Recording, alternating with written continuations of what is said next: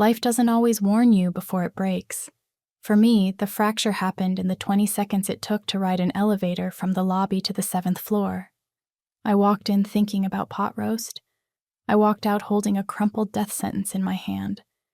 Everything I thought I knew about my family was about to die in that steel box. I stepped in, juggling 2 heavy grocery bags, my mind drifting to my granddaughter and the pot roast I was planning to slow cook for dinner. Everything was normal, routine, bordering on boring, until the elevator stopped on the 4th floor. My new neighbor, Arthur Cole, stepped in. He was a quiet man, maybe 50, with a soft voice and the kind of manners you don't see much anymore. He always tipped his hat. But that afternoon, he didn't look me in the eye. His breathing was jagged, and his hands were shaking so hard I could hear the rustle of his jacket. As the doors started to slide shut, he discreetly pressed a small, folded piece of paper into my hand. His fingers brushed mine, ice-cold and clammy, and I knew instantly that something was wrong. I looked up to ask him if he was okay, but he just moved his lips, barely making a sound. "Don't say anything." I opened the note without thinking. It said, "Pretend you're sick and get out of here. Fast." I froze. You know that split second where your brain tries to reject a nightmare? That moment where you want to laugh because the alternative is too terrifying to accept? That's where I was. My first impulse was to chuckle, to think it was some absurd practical joke. But then I saw his face. He was pale, tight-jawed, looking like a man who knows the Reaper is standing right behind him. My heart started hammering against my ribs. I didn't understand anything, but a primal instinct screamed at me to trust him. I brought my hand to my chest and feigned a dizzy spell. "Oh, dear God," I said, letting myself stumble against the railing. "I don't feel well at all." Arthur hit the emergency stop button. The elevator jerked to a halt between floors. With a grunt of effort, he forced the doors open just enough for a person to squeeze through. "Get out, Mrs. Bennet," he whispered, his voice firm but terrified. "Now!" And I did. I scrambled out trembling, dropping one of my grocery bags as I squeezed through the gap. I leaned against the corridor wall, gasping for air, while he stayed inside, holding the door mechanism. When our eyes met for the last time, I understood this wasn't a game. There was real, raw fear in his eyes. Before I continue, I want to extend a very special invitation to you. Please subscribe to the channel and leave a like. It helps me see that you support me and enjoy these stories. And tell me in the comments below, what city are you watching from? Now, let's continue. Minutes later, sirens began to fill the street. The wail came from the parking lot, the echo climbing up the brick walls of the building. From my window, I saw patrol cars and an ambulance screeching to a halt. Neighbors started coming out of their apartments, alarmed. Someone shouted that the elevator was stuck between floors. Someone else whispered about blood. I couldn't process it. I wanted to go down, but my legs wouldn't obey me. I sat in the hallway, trying to wrap my mind around it. Arthur, the note, the terror on his face. What had he tried to prevent? What did he know that I didn't? An officer knocked on my door a few minutes later. "Are you Mrs. Grace Bennet?" he asked with an urgent tone. "Yes, officer." "What's happening? Did you know the gentleman who was in the elevator with you?" My heart stopped. What happened to him? He was found unresponsive when the paramedics arrived. I felt a hollow pit open in my stomach. What do you mean, unresponsive? I just spoke to him. The officer lowered his gaze. It appears someone attacked him. That night, sleep was impossible. Every time I closed my eyes, I saw his stare. I thought about that note and how, if I hadn't listened to him, I would have been the one left in that elevator. I turned on the lamp. I unfolded the note over and over, as if the letters might rearrange themselves into something less frightening. The paper was stained with sweat. On the back, written in very faint blue ink, there was something else. Trust no one in the building. A chill ran down my spine. How was that possible? I've lived here for over 30 years. I know everyone. I know Mrs. Higgins in 5B, who's always borrowing sugar, the Henderson brothers, who spend all day bickering over sports, my daughter-in-law Vanessa, Who lives in the penthouse with my son? I froze. My daughter-in-law. The same woman who, just a week ago, had a screaming match with me over an old family inheritance. The next morning, the police came back to question me. They wanted to know why Arthur had given me that note. I didn't know what to say. Maybe he was confused. Maybe he thought I was someone else. But deep down, I knew that wasn't true. He knew exactly who I was. When the officer left, I stood alone in my living room. The elevator was still out of order, taped off with the yellow caution tape, and the silence in the building was unbearable. I made a decision. I wasn't going to sit around waiting for answers. Arthur had tried to save me for a reason, and if that reason had to do with someone inside these walls, then I wasn't going to rest until I found out why someone wanted to make sure I didn't walk out of that elevator alive. The following days were a mix of silence and whispers. The whole building seemed to breathe differently, as if the walls were holding on to the echo of that crime. Doors closed faster, curtains were drawn with suspicion, and the lobby, once a meeting point for neighbors, had turned into a ghost town. Every time I took the stairs, I felt eyes boring into my back. Some neighbors greeted me with fake kindness, others just looked away. It was as if everyone knew something I didn't.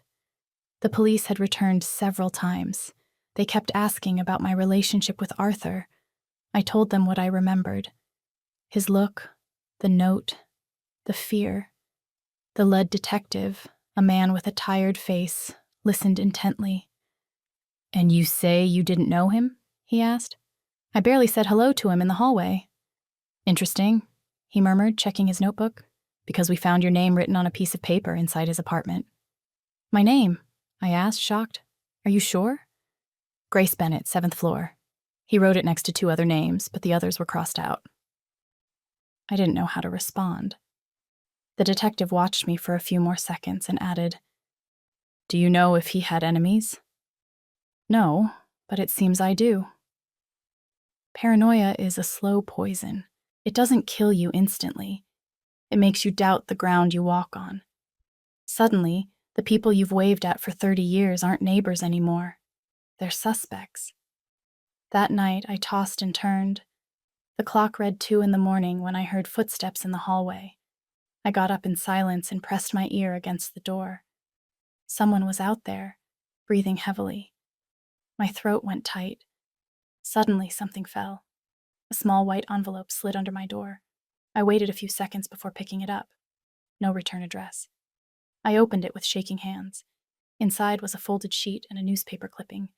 The clipping detailed the murder of a businessman involved in a financial scandal. On the sheet, in hurried handwriting, someone had written, "It all started with your husband's inheritance. Trust no one." I dropped the paper. My husband, Edward Bennett, had died 6 years ago. The inheritance had been a source of endless arguments with my son and his wife, Vanessa. She had insisted on selling the family land, but I had refused. That dispute had shattered the little relationship we had left. "What does Edward have to do with this?" I asked the empty room. The next morning, I went down to the lobby. The neighbors were gathered there like crows feasting on a secret. Mrs. Higgins looked at me with curiosity. "Grace, did you hear?" "Hear what?" "The man who died in the elevator. He was an accountant. They say he worked for a woman on the 8th floor." I felt a cold snap in my chest. "The 8th floor?" "Yes, Vanessa Bennett. Isn't she your daughter-in-law?" I didn't answer. I just nodded, trying to hide the tremor in my hands. I went back to my apartment, my mind spinning. Arthur, the note, the murder, the accountant, it was all starting to connect, but I still couldn't see the full picture. That afternoon, I decided to go to my son's apartment. David welcomed me with a tired smile. "Mom, what a surprise. Come in, please." The place was immaculate, as always. Vanessa appeared a few seconds later, wearing a silk robe, smiling with that trademark coldness of hers. "What a pleasure to see you, Grace. To what do we owe the honor?" "I just wanted to know if you heard anything about the elevator incident," I replied, measuring my words. "Terrible, yes," she said, feigning horror. "That man was my accountant." I froze. Your accountant? Yes, he handled some minor matters for me, nothing important. She said it while avoiding my eyes. David intervened. Mom, please don't start. I'm not starting anything, son. I'm just asking. Really, there's nothing strange about it, Vanessa added, smiling. That man had enemies. I'm not surprised he ended up like that. I left quickly, my heart racing. I didn't know if it was my imagination, but there was something in her tone, an unsettling confidence, as if she knew more than she was saying. That night, I dug through my husband's old documents. In one of the folders, I found a sheet with a name underlined, Arthur Cole, the same man who had given me the note, and in the margin, in my husband's handwriting, was written, Contact if anything happens to me. My blood ran cold. Arthur knew Edward. He was watching over me on my husband's orders. And Vanessa? What role did she play in all this? At midnight, unable to sleep, I stepped out into the hallway. When I reached the elevator, I saw something that stopped my breath. The doors were open, still bearing the dark stains from the day of the crime. On the floor lay a small smudge of blue ink, the same ink from the note Arthur had given me. I looked up toward the 8th floor, and for an instant, I swore I saw the shadow of a woman watching me from the railing above. A tall, still shadow, wearing a silk robe identical to Vanessa's. I retreated slowly, locked my apartment door, and secured the deadbolt. I sat in the dark, unable to stop thinking. The note, the clipping, my husband's name, the connection to Arthur, it all pointed to a truth that was just barely surfacing. And although fear paralyzed me, something else was growing inside me, a suspicion that hurt more than the terror. Because if Arthur had been my protector, then the threat had to be coming from someone I loved. 3 days passed without sleep. Since discovering Arthur Cole's name in my late husband's papers, I couldn't get his face out of my head. That desperate look, the blue ink, the warning that saved my life. It wasn't a coincidence. It was a message from the past, a past someone was trying to erase. The whole building seemed to look at me differently. In the elevator, now repaired, no one said a word.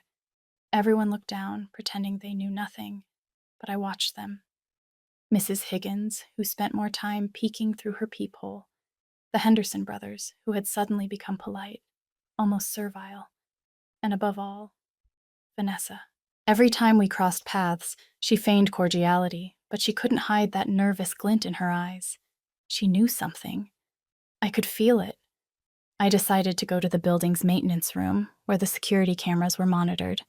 I knew the super, Luke, a quiet and helpful young man in his 20s. When I asked him to show me the recordings from the day of the murder, he hesitated. I don't know if I should, Mrs. Bennett. Look, son, I said softly. That man saved my life. I just need to understand why. Luke nodded, locked the door, turned on the screen, and began to play the footage. The video showed the 4th floor hallway, Arthur entering the elevator, then me, and then nothing. The recording stopped right before he handed me the note. See? Luke said. There's a 5-minute gap. And who can access these recordings? Only the building manager and, well, some owners if they request it with authorization. Owners like who? For example, Mrs. Vanessa Bennett. My heart skipped a beat. My daughter-in-law. Yes, she asked for access 2 weeks ago to check on a supposed package theft. I didn't say anything. Luke kept searching through the archives and found something else. Look at this, he said, zooming in. In the 8th floor hallway, just an hour before the crime, Vanessa was seen entering the building with a large black bag. 10 minutes later, she came out running. Can you make me a copy of this? I asked. Of course. But be careful, Mrs. Bennett. Not everyone in this building is who they seem. That afternoon, I returned home with the USB drive in my pocket. I looked at it like it was a time bomb, proof that something terrible had been right in front of me without my seeing it. I turned on my computer and watched the recording over and over. There was Vanessa. Her hurried walk, her face hidden behind dark sunglasses, the bag pressed against her body, and something else. When she left the building, she looked up toward my window. Fear mixed with anger. If Arthur was connected to my husband and Vanessa had been in the building that day, then this hadn't been a random murder. It had been a failed warning, and I had been the original target. I decided to keep the evidence in a sealed envelope, along with the note Arthur had given me. I hid them in the false bottom of a drawer. But that night, someone entered my apartment.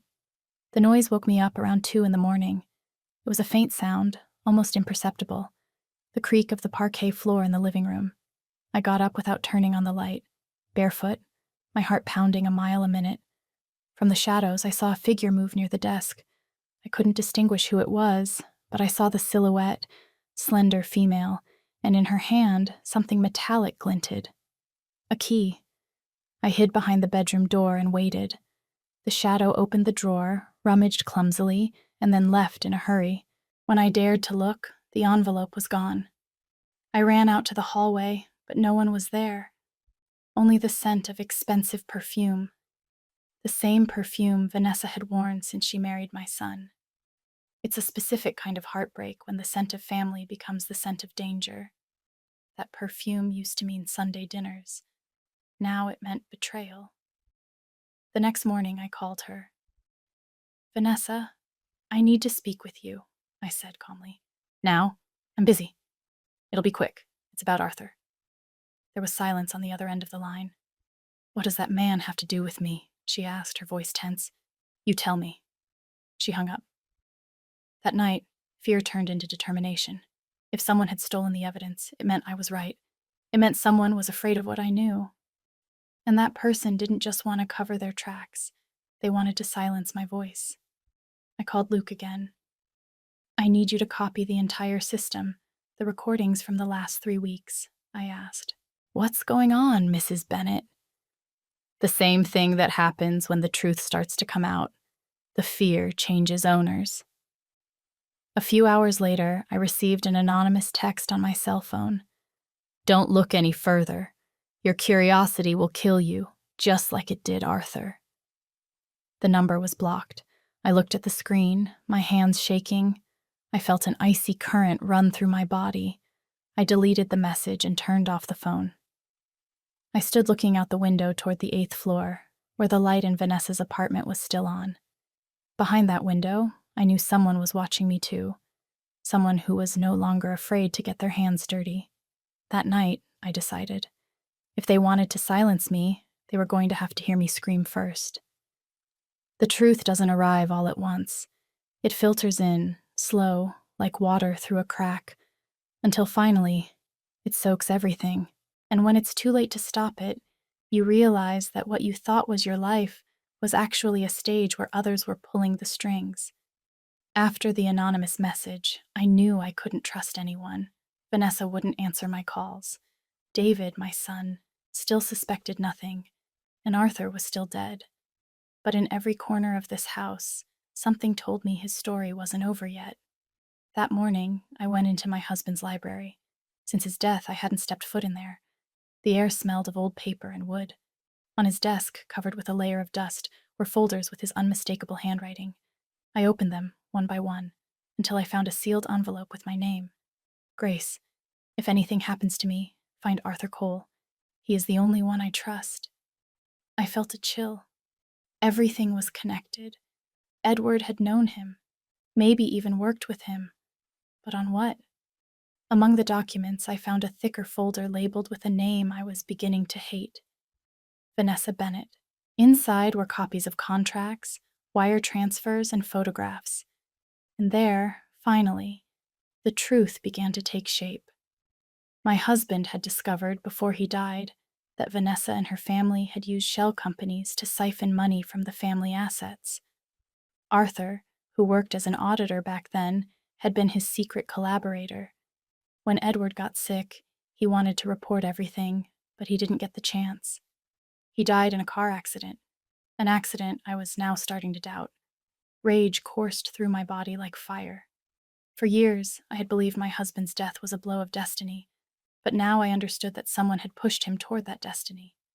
Vanessa, the woman who married my son for convenience, who smiled while she stole from me, who maybe killed my husband and now wanted to get rid of me. My hands were trembling. For a moment, hatred clouded my vision, but I took a deep breath. If I learned anything in life, it's that fury without intelligence is a weapon that shoots itself. And I wasn't going to make that mistake. I called Luke. "I need your help again, son." "Did you find something?" he asked. "Too much, but I can't prove it alone." I asked him to come over that night. He brought his laptop and we reviewed the system backups together. "Look at this," he said, enlarging one of the recordings. The night before the murder, someone entered the manager's office. "Can you zoom in more?" Luke adjusted the image. Vanessa's face appeared sharp, illuminated by the computer screen. She was removing a USB drive and replacing it with an identical one. "She's altering the recordings," he whispered. "And not just that," I said. "She's erasing her own trail."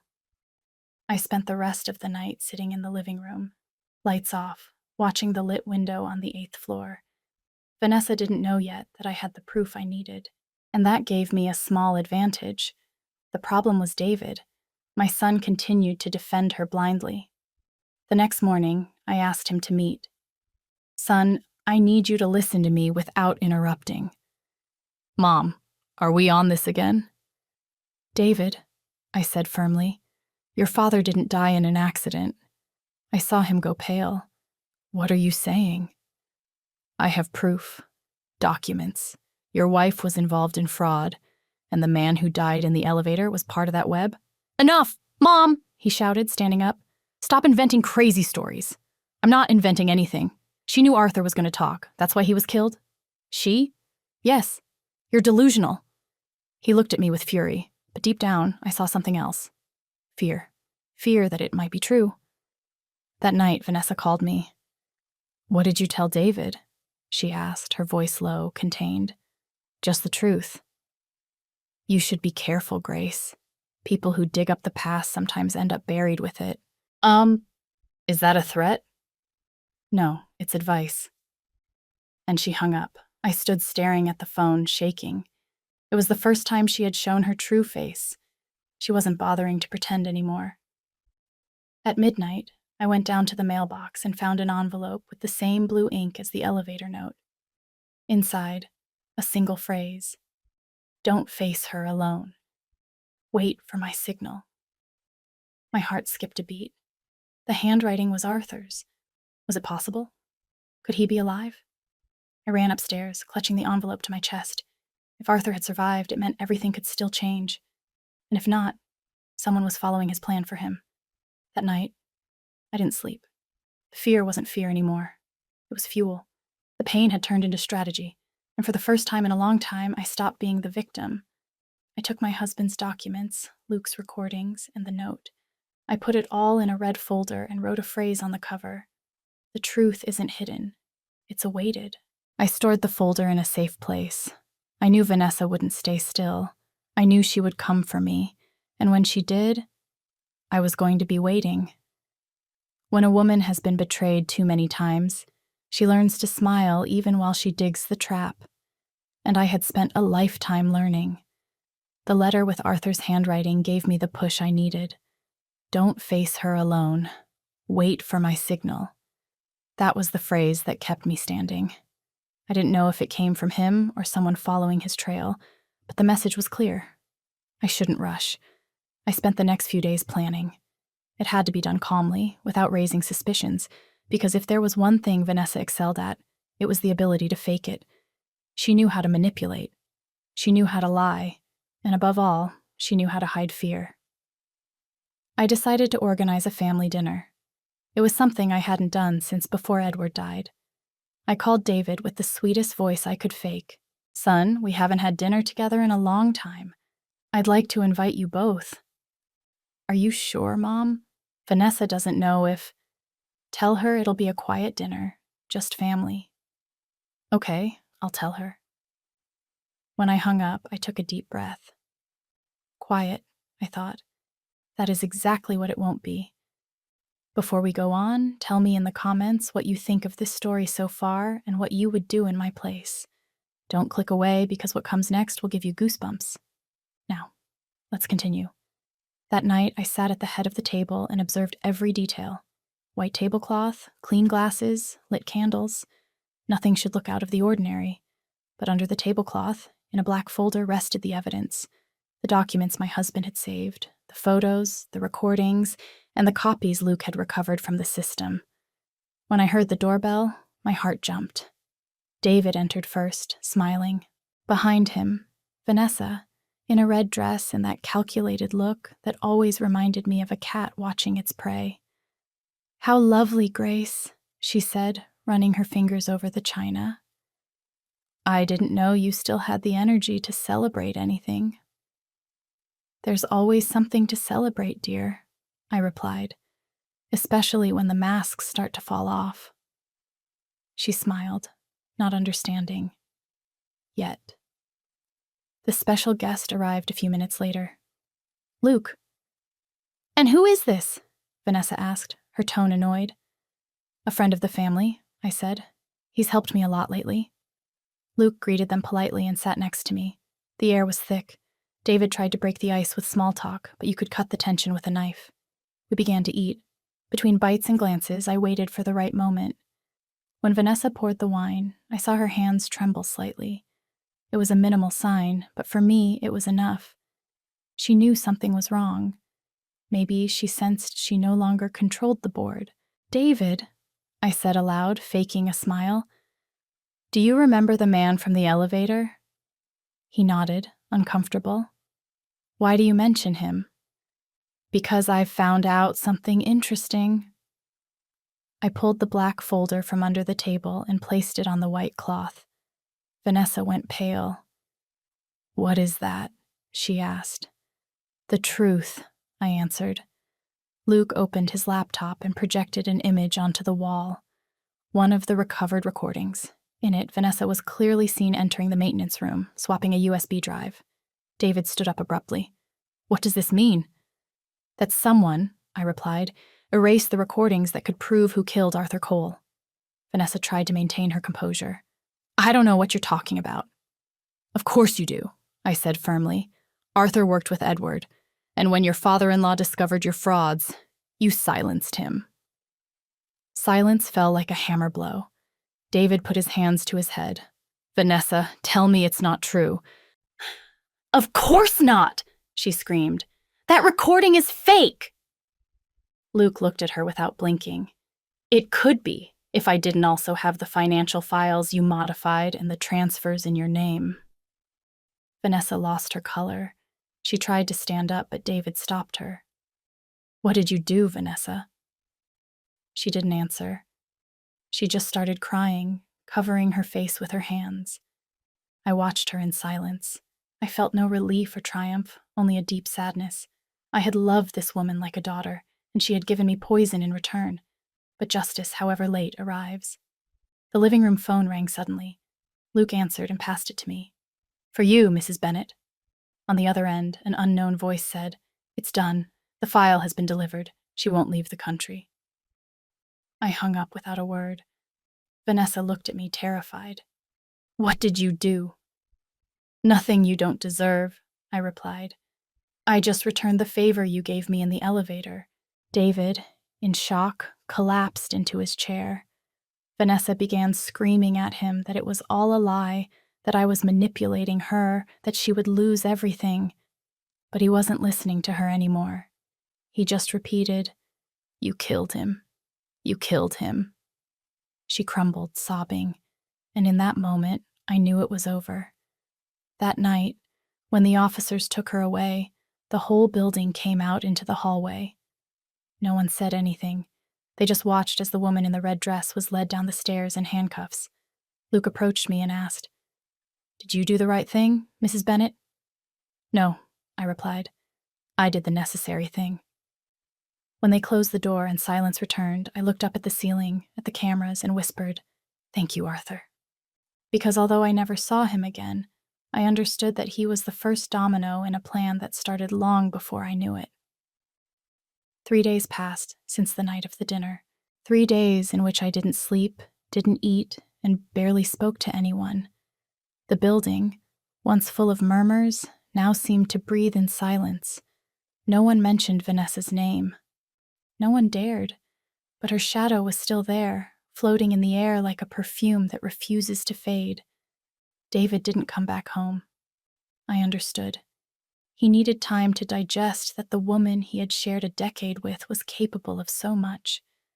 And I, though I didn't say it aloud, also needed to assimilate that the person who had hurt me the most was still alive, and she wanted to see me. The call came one afternoon when the sky was painted gray. "Mrs. Grace Bennett?" a firm voice asked on the other end. "Yes.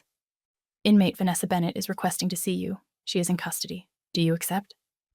"See me? What for?" "She says she has something to confess to you." For a moment, I thought about refusing. I owed her nothing, but something inside pushed me to accept. Maybe I needed to hear her say it. Maybe, deep down, I wanted to look the monster in the eye and verify that, indeed, she had once been human. The detention center smelled of dampness and disinfectant, the echo of metal doors mixed with the distant murmur of the guards. When they guided me to the visiting room, I saw her behind the glass, pale, disheveled, without makeup. Her gaze, once haughty, was now an empty well. For a second, I felt pity. "Just a second." "Thanks for coming," she said, picking up the phone. "I didn't come for you, Vanessa," I replied. "I came for the truth." She lowered her gaze and took a deep breath. "I didn't kill Arthur," she said suddenly. I stayed silent. "What?" "Listen to me. I didn't kill him." "And you want me to believe that?" "It was David." The world seemed to stop. "What are you saying?" I whispered. "Arthur knew things about me." "Yes, but he also knew things about your son." "No!" I shouted. "That's a lie." "No, Grace. Your son got scared. He thought if Arthur talked, the whole family would be stained. He confronted him in the elevator. They fought. The blow was harder than he expected. I arrived later." I sat paralyzed. Why invent this now?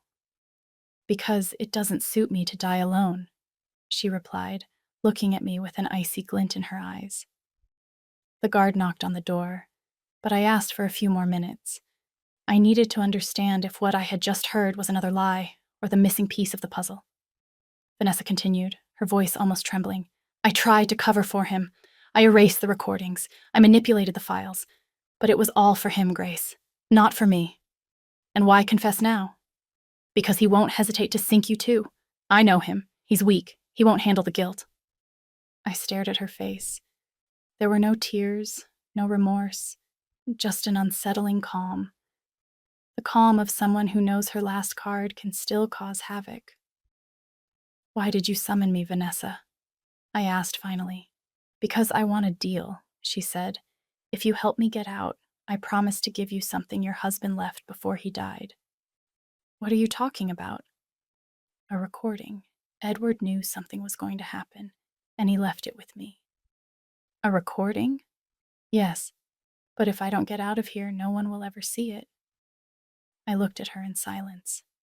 I knew it could be a trick, another manipulation, but I also knew Vanessa never said anything without a purpose. "Where is it?" I asked. She smiled. No, darling. First I want my freedom, then I'll give you the rest." The guard opened the door. "Time's up." Vanessa hung up the phone, stood up, and before leaving, said to me without looking back, "If you think you won, you're wrong. Your family is still stained. Arthur only uncovered half." I returned home with my mind at war. Her story was absurd, but there was something in her tone, a truth hidden among lies. David wasn't answering my calls, and deep down, a horrible fear began to grow. What if Vanessa wasn't lying? What if my son had really been there, in that elevator? I searched the box with the evidence, the photos, the logs. I had forgotten a detail. In one of the images from the elevator, right in the reflection of the polished steel, a shadow could be seen, tall, masculine, and it wasn't Arthur, nor was it me. That night, before sleeping, I looked at myself in the mirror. My face was tired, but my eyes remained firm. If my son has a part in this, I told myself, I will find out. And if not, then Vanessa will pay for the last deception of her life, because the truth, sooner or later, always demands its sacrifice. There are silences that weigh more than any words, silences that aren't pauses, but sentences. And since the visit to the jail, my son David's silence became the most unbearable sound of my life. He didn't call me again. He didn't answer my messages. He didn't even come to find me. For days, I lived between two certainties fighting in my head. One part of me believed his silence was guilt, and the other that it was fear. Fear of what I might know. The truth began to crumble in front of me little by little, like a wall that has been cracking for years until suddenly it falls. The evidence, the names, the looks, and the recording from the elevator. I don't know how many times I watched it, but every time I did, a part of me died a little more. In the reflection of the steel, behind Arthur, a silhouette was visible, tall, masculine. It wasn't sharp, but there was something in the way he moved, in the curve of his shoulders, in the way he tilted his head, something that felt too familiar. I paused the recording. I zoomed in, and I knew. It was David. My heart beat so hard I felt it was going to break my chest. I couldn't breathe. For a moment, I thought my soul would escape through my mouth. Vanessa hadn't lied, at least not entirely. That night, the house felt colder than ever. I stayed awake in the living room, lights out, watching the rain hit the glass. Every drop that fell reminded me of a lie, a betrayal, a word I chose not to hear when I still could have. When David was a child, he always came to my bed when he had nightmares. He would curl up next to me and say, "Mom, don't let the dark-eyed man take me." And I would stroke his hair and whisper, "As long as I breathe, no one will hurt you." That night, I realized I hadn't been able to keep that promise. I didn't protect him from the world, and worse, I didn't protect him from himself. Near dawn, the doorbell rang. I jumped. I went to the door with my heart racing. When I opened it, David was there, disheveled, bags under his eyes, looking lost. He seemed not to have slept in days. "Mom," he said with a threat of a voice, "I need to talk to you." For an instant, I wanted to close the door on him, not because I didn't want to see him, but because I didn't know if I had the strength to listen to him. But in the end, love is stronger than rage. "Come in," I whispered. He sat on the sofa, hands clasped. Neither of us spoke for several minutes. Only the ticking of the clock was heard, marking the distance between what we were and what we would no longer be. "Vanessa told you something, didn't she?" he asked finally. "Yes, and I want to hear it from you." He kept silent, took a deep breath, looked at me with bloodshot eyes. "It was an accident."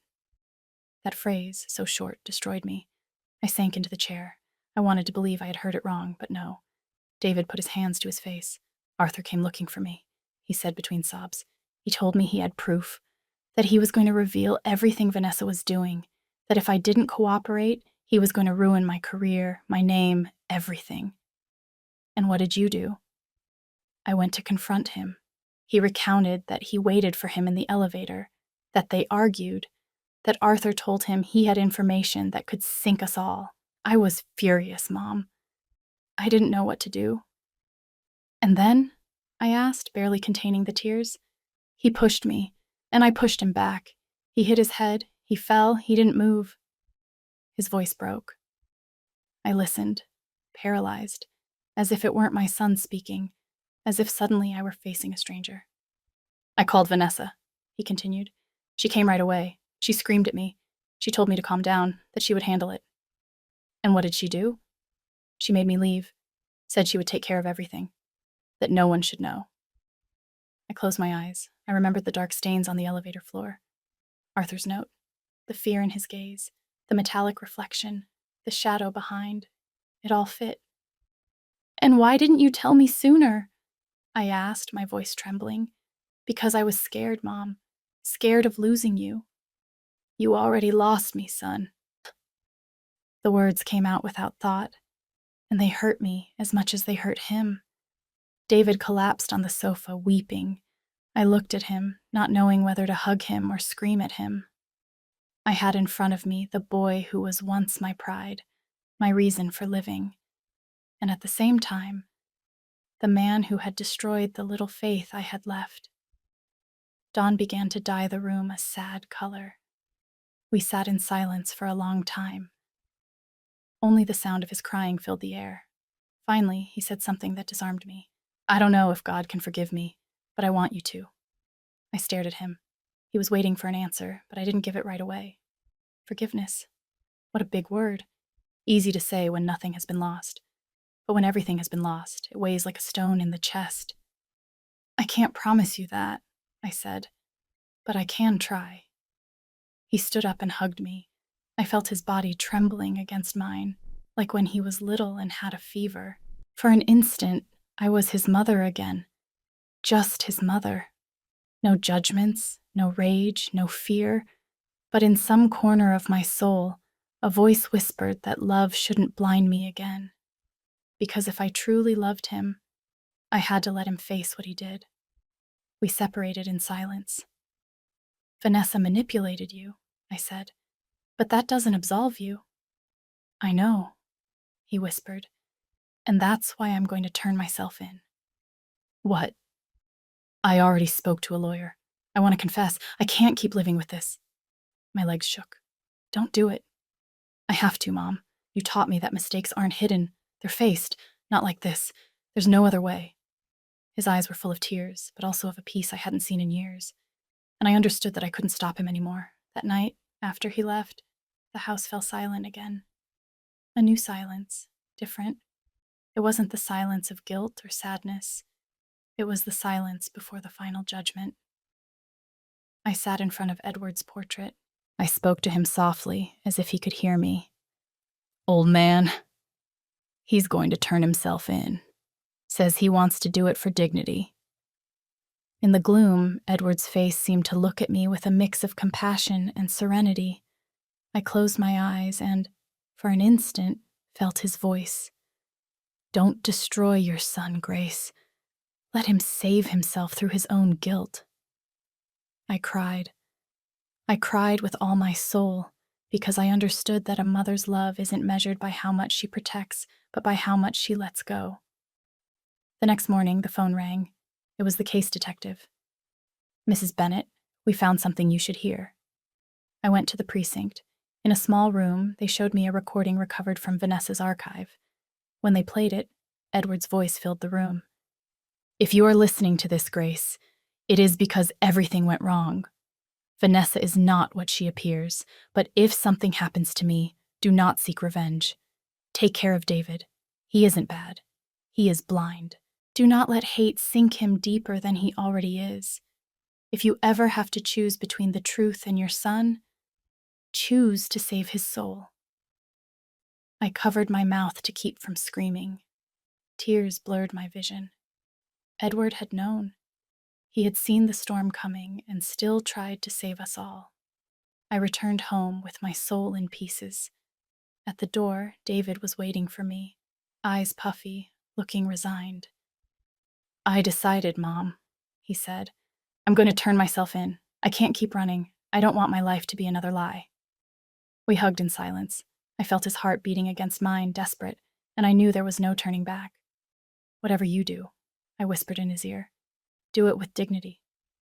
He pulled away, kissed my forehead, and left.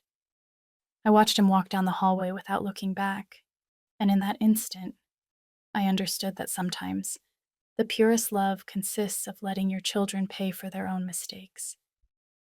That night, the rain returned. The sound of water against the glass was like a sad but serene melody. I lit a candle and sat in front of Edward's portrait.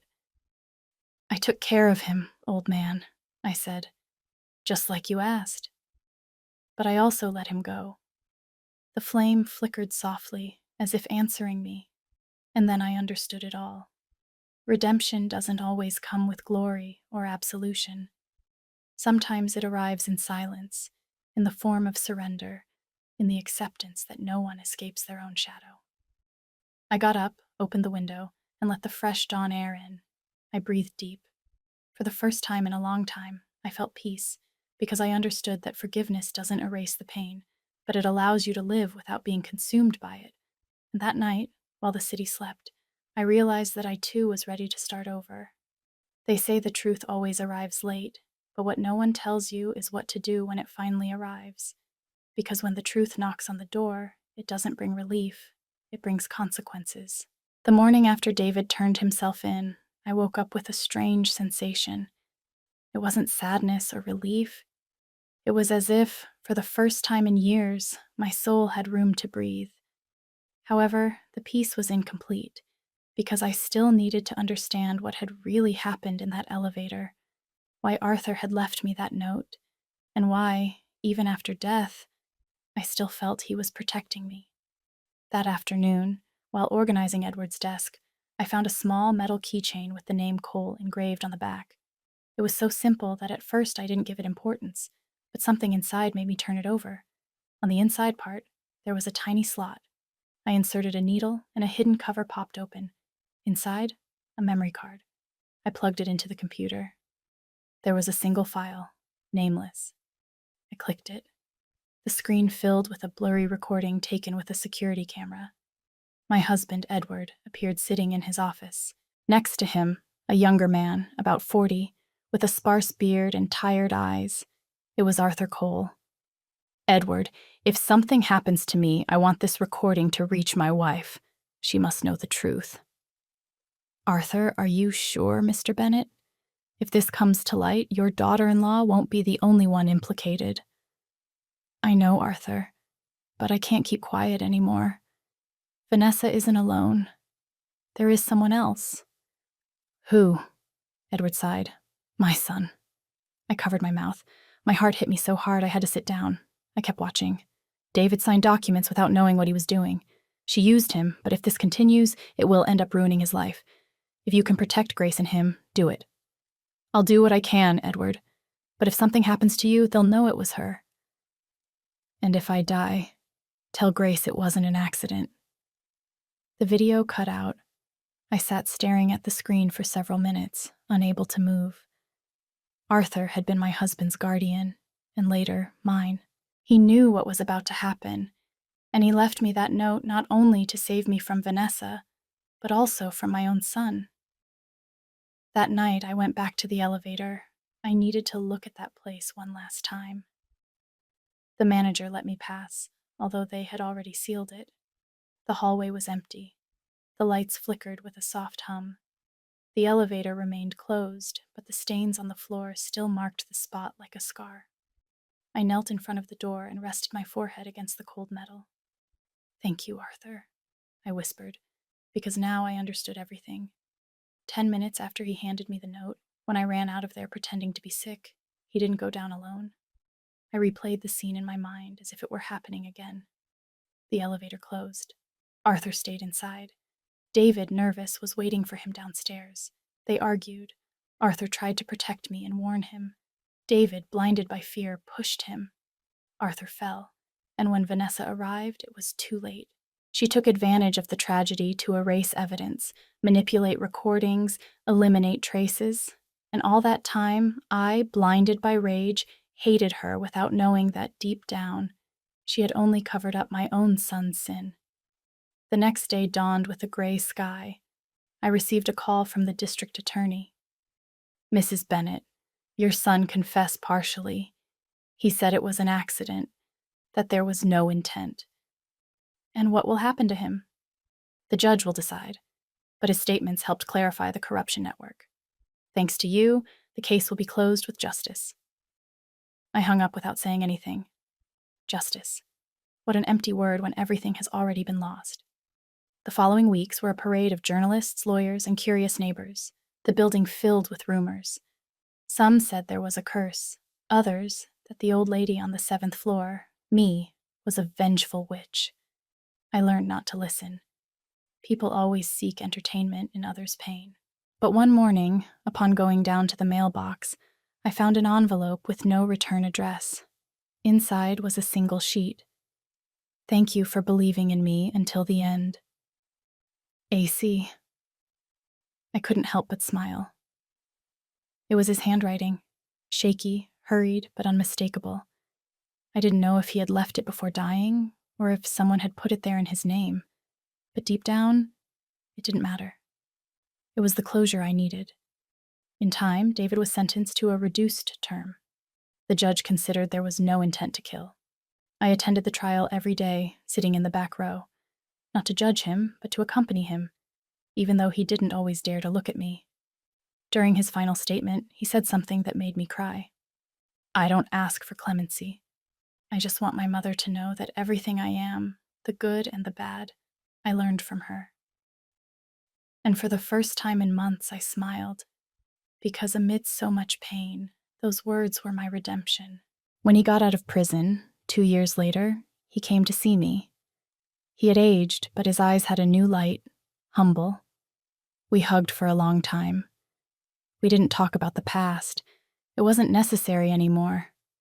Forgiveness had stopped being a word and had become a place where we could both breathe. And now what will you do? I asked him. Leave, he replied. Start over somewhere else, but this time without lies. And Vanessa? She filed for divorce from jail. I don't want to hear from her again. I nodded in silence. When he left, I watched him walk down the building's hallway, just like that night he turned himself in. Only now he wasn't running away. He was looking to live again. Months passed. The building, once heavy with shadows, began to fill with life. New neighbors, children laughing in the hallways, flowers in the windows. I started going out more too. I went back to gardening, reading in the park, watching sunsets without feeling guilt. One afternoon, while pruning my roses, a young woman approached me. She had brown hair and light eyes. Are you Mrs. Bennett? She asked. Yes. I'm Arthur Cole's daughter. I was left speechless. My father talked about you a lot, she said with a shy smile. He always said that if anything happened to him, I should come and thank you. Thank me? Yes, because he said you represented what he never had. A clean conscience. Her voice trembled. I caressed her cheek. No, honey. It was the other way around. He taught me not to give up. She handed me a small box. This was his. He kept it with your name. Inside was a silver pendant with an inscription. 10 minutes can change a life. And then I understood it all. Arthur had known that those 10 minutes between handing me the note and his death would be the turning point of my story. 10 minutes to get out of the elevator, save myself, and start uncovering everything. That night I lit a candle for him, and for Edward, and for all the silences that had ended in screams. I sat in front of the window, watching the city lights, and thought about what we had lived, how life can twist with a single decision, how love and guilt can get confused, and how, despite everything, there is always a way to redeem oneself. Sometimes people ask me if I regret uncovering this whole story. I tell them no, because the truth hurts, yes, but lies poison you slowly, and I prefer a clean wound to a life rotted by secrets. My son now lives far away. He calls me every week. He has a different voice, calmer, more serene. Sometimes he sends me letters, always signed the same way. Your son, the one who learned to tell the truth. And every time I read them, I feel that somehow Edward and Arthur also rest in peace. Part 3. The ending. Today, as I write these last lines, the sun is coming through the window. The building's elevator is working again. No one fears it anymore. Sometimes I hear children playing near it, laughing without knowing everything that place once hid. I watch them from my balcony, with a cup of hot tea in my hands. And I think that perhaps life is just that. An elevator that goes up and down, taking us through moments we believe are eternal, until someone leaves us a note that changes the course. I smile, close my eyes, and whisper, "Thank you, Arthur. Thank you, Edward. Thank you, life." Because 10 minutes later, I understood that it's not about how much pain we can endure, but how much love we are capable of keeping after losing everything. They say when a woman reaches a certain age, she fears nothing. That's not true. She just learns to fear differently. She no longer fears pain or loneliness. She fears forgetting who she was. I, Grace Bennett, went through the deepest darkness a mother can imagine. I saw a good man die. I discovered treason in my own home.